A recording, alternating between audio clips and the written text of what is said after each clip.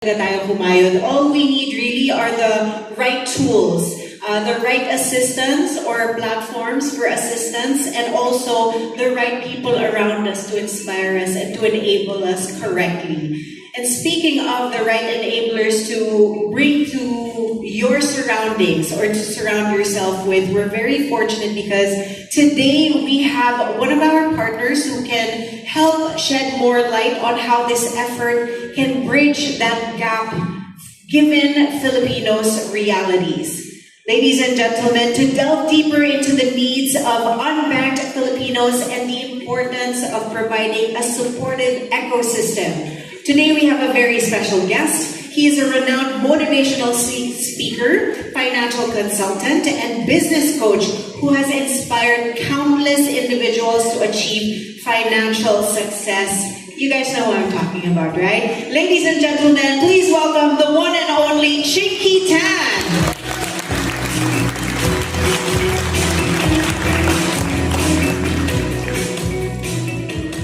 Good morning to everyone. Good morning also to myself. Sanay na ako sa lockdown, I can talk to myself. Now, kidding aside, really an honor and pleasure to be invited here in your presence. Actually, when you were making the presentation, sir, it really moved me a lot. It moved me a lot in the sense because what you're talking about is not only about commission, but it's all about mission. It's about fulfilling a purpose before the profit. Do you all agree? Yes or no? Yes. Ang sarap mabuhay, nagigising ka sa umaga na talagang mahal mo yung ginagawa mo. At di mo ginagawa ng isang bagay dahil kailangan mong gawin. You don't need to do it just because you're getting paid for it. You're doing it because you know you're called to do it. Agree? And it really brings so much emotion on my end hearing what you're saying. The two lives we're talking about. You know, I always tell people, when I talk about financial inclusion, financial literacy, hindi yan pera, hindi yan numero, buhay ng tao yun. Kaya yung una nakita ko talaga yung sinabi niya, you want to learn what she did? Basically, what she basically did, which I'm also teaching na hindi mo alam, in order for, one of you wants to be financially free. Do you want to be financially free? Yes or no? Yes. There are three sources of income that you should have. It's called the MGM method. Everybody say MGM. Yeah. Hindi ito methyl gold with me. No, it's called the Munggo Gulay Mangga method. Repeat after me. Munggo, Gulay, Mangga. Munggo, when you plant, diba, after a few days, 7 days or 3 days, it becomes okay. You can sell. Gulay, 30 days, more or less, it takes like a lettuce for you to harvest. Mango, when you plant, it takes 7 years. But once you get harvest, you continually harvest. So, karamihan po sa atin, majority of us, we have what we call gulay income, or monthly income, or salary. Diba? You keep it. And then after that, hanap ka ng munggong income yung daily ba? Yun ang ginawa ni ate. Diba, naghanap siya ng tamang diskarte. And based on the income na kinikita mo na, pag may excess ka na, dapat itanim mo sa mangga. Nagigets yun. Para pagdating ng panahon, reality is this. There will come a time, the moment we stop working, we stop earning. But you don't stop spending. So the mangga will take care of it, yung passive income. And kay kuya naman, kuya, saludo rin ako sa iyo. Basically what he did is two things naman. First, I don't know if you agree with the statement, we should never put our eggs in one basket. Agree?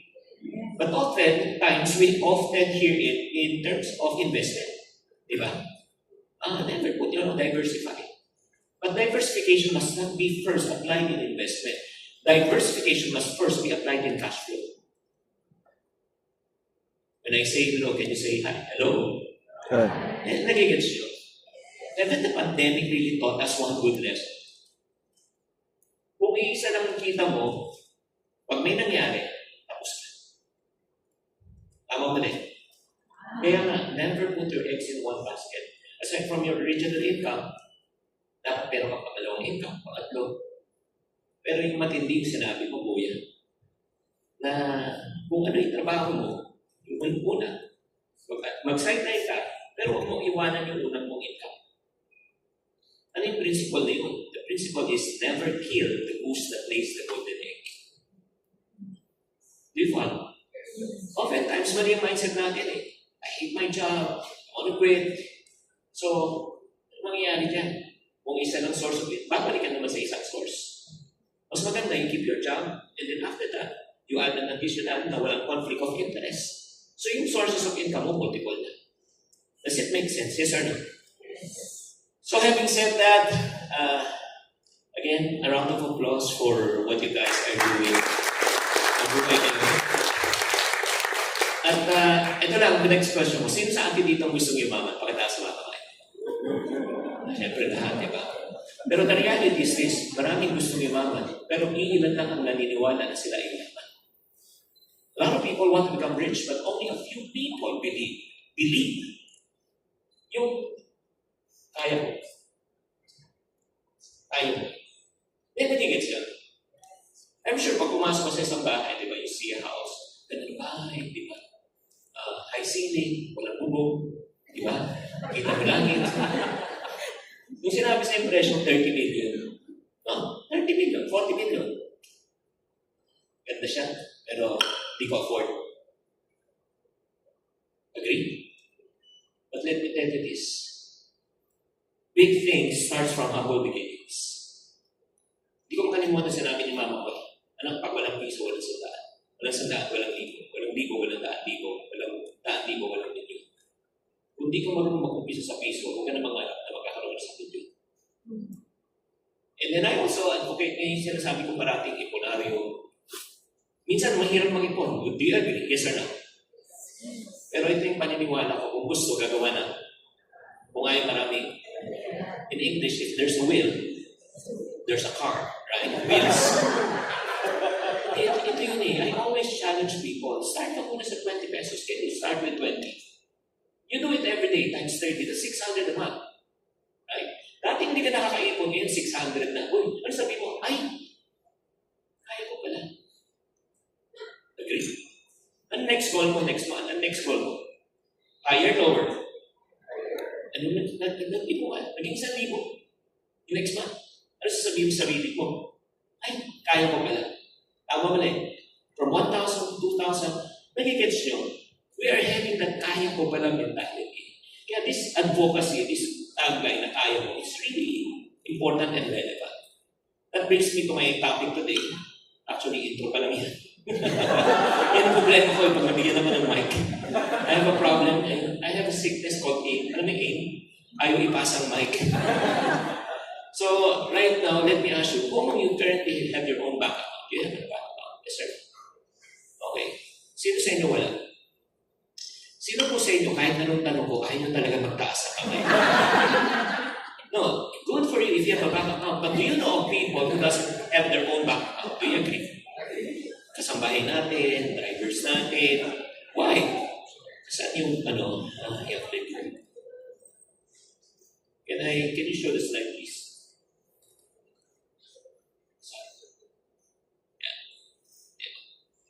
Okay. Ayaw, hindi pa po. So number one is reason why people are not banked is because of access. Maraming probinsya walang branch. Do you agree? Mahirap ang requirements. Number two, pakita na next slide. Number two, kaalaman. Hindi alam kung paano magsisimula. And then number three reason is because of what? Trust. So parang natatakot sila, magaling ang pera, baka wala, mas kama ko. Di ba? Yun yung perception eh. But to every problem, there's always a what? If you're not part of the solution, you're part of the first thing that we need to do right now is educate. Everybody say educate. Kailangan talaga turukan natin sila. Just like what, again, our first speaker was mentioning. Mahirap gawin ang isang bagay kapag di nyo alam. Do you agree? Nakakatakot gawin isang bagay pag di mo alam. Do you agree? Nakakatakot mag-bike pag di mo alam. Nakakatakot mag-swimming pag di mo alam. So what's the solution? To learn. Pag natuto ka, hindi ka na matatakot. Do you agree? Nakakatakot yan mag-negosyo pag di mo alam. Nakakatakot yan mag-negosyo, invest pag di mo alam. Pero matulad ni ate, natuto siya eh. Kung imagine mo, you're selling 5,000 to 10,000 pesos per day. That's a minimum income of 20%. sa sari-sari store. Kumikita ka 10 o 1,000 sa 2,000 sa isang araw. At nakakaipon ka ng mga 300 o 500. O 800 a day. Ang galing to. Sumusunod ka ba sa akin? Ano nagsisisi ka na? Diba? Yun nga eh. Alam mo, at the end of the day, it's not how much money you make, it's how much money you keep. Agree? Pero it's not also how much money you keep, it's how much money you grow. It's not also how much money you grow, it's how much money you protect. Agree? Kaya nga ito yung tanong ko. May kakilala kayong mga taong kumikita ng mga 50,000 a month? $500,000 a month. 5 million a month. Yes or no? So what does it mean? Possible or impossible? Possible. Yes. So ano ibig sabihin? Meron silang alam, hindi mo alam. Meron silang ginagawa, hindi mo ginagawa. Ano solusyon? Sana all. Pag-aralan. Agree? Education is the key. It's not because I'm into financial literacy that's the reason why I'm saying this. How was I was able to get out of poverty as a matter of fact. Your CEO a moment ago, the first question he asked me, bakit mo ginagawa ito? Well, because I can still remember when I was age 12, my father lost his business. Ako po ay lumaki sa tondo at di ako lumaki sa farm. I just want to, I look like one. Mahirap maging mahirap. Iba ang treatment sa'yo ng tao pag wala kang pera. Haven't you realized, if you have money, you have lots of friends and relatives. Marami kang kaibigan kamag-anak. Pag wala ka ng pera, wala kang kaibigan kamag-anak. Agree? So in English, money is indeed very relative. With it, the more money you have, the more relatives. No money, no relatives. So basically what I did, 3 years was so depressed. I started my sales career when I was age 12. First venture I sold was toilet paper. My mom sold wholesale and I sold retail.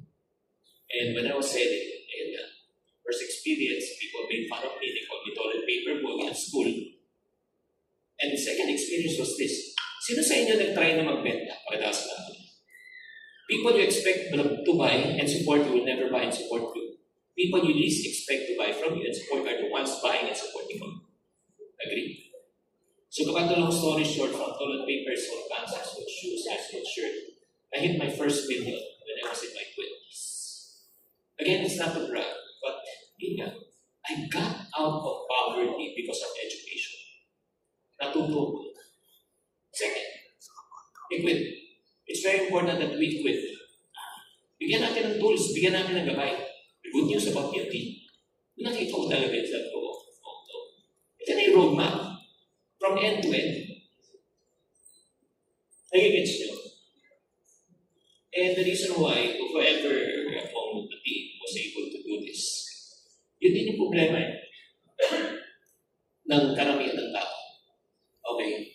Are you okay? Are you learning so far? Yes or no? Yes. Because there are 5 levels of income. 5 levels. Kuya, pag-aralan na ito. Okay?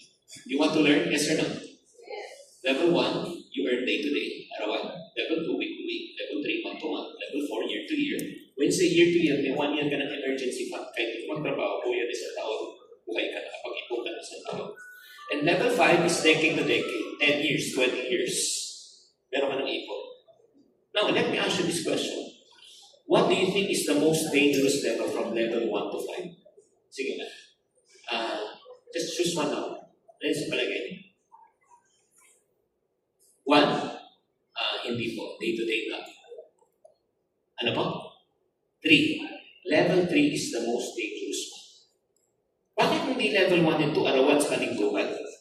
Kasi pag sa arawan lingguhan ka, gagawin mo ang lahat para makalabas ka sa kahirapan. Kaya nga tumiskarte ka. Kaya nga nagtayo ang tindahan. Tama mali. Pero ito yung problema. Ito yung problema. Kuya, pakinggan nyo ito mabuti. Once you reach level 3, nabibili mo ng gusto mo, nakakain mo ng gusto mo, napupuntahan mo ng gusto mo, ang problema, sometimes you stay at the comfort zone. You don't push. Wala ka sa level 4. Wala kang 1 year na emergency fund. So what happens next? Yung mga sakit, mga emergency sa buhay, it's not a matter of if, it's a matter of when, kailan mangyayari yun. Pag may nangyari, since wala kang pondo, wala kang emergency fund, sa level 3 ka, pag may mangyari, kinupos ka, ano gagawin mo, kuya? Talk to me. Ano gagawin mo? Utang ka. Balikan naman sa level 1 and 2. Agree? You grind again. Do your best to get out of it. Kung lumabas ka na, nasa level 3. Ay, pagkatapos na, wala ka sa level 4. May nangyari ulit, balik ka na naman. It's a vicious cycle. Kaya ang challenge ko sa inyo, we should equip ourselves as after educating. It's not how much you know, it's how much you apply. Agree? Oo, alam ko. Ang tanong ko, meron ka namang emergency fund 1 taon, 2 taon, 5 taon, 10 taon. Kung may mangyari sila sa level 4, babaksa ka level 3. Pag nasa level 5 ka na, babaksa ka lang sa level 4. Does it make sense? Yes or no? And last but not the least, is empower. Palakasin natin ang loob ng tao. Eh nga, kasi nga yung confidence eh. Pero alam niyo, with what I saw right now, na-humanize nyo kasi yung ano eh. Galing. Nagigets nyo. It's facts tell eh, but stories tell. If we're able to empower more people down the ground, and that is the future of the economy of the Philippines, to empower people to become independent, to become entrepreneurs, to become self-reliant, not dependent on the ayuda, not dependent on the government, not dependent on other people. Kaya nga tayo mga Pilipino may kasabihan. Diba? Ultimately, ang tutulong pa rin sa kapwa Pilipino ay ano? Sarili. Dahil habang may buhay, may ano? Pagsubok. But anyway, guys, as much as I want to continue, I believe in this, and that's the reason why marami pong lumalapit sa akin and want to partner with me. I'm really very choosy in partnering with people. But I do believe, having to work with you, with your mission and everything, I would like to say it with you, tell you, kaya mo, kung kaya mo, kaya natin lahat. Diba? At may Francis Magano na lang yan. Maraming salamat and God bless you.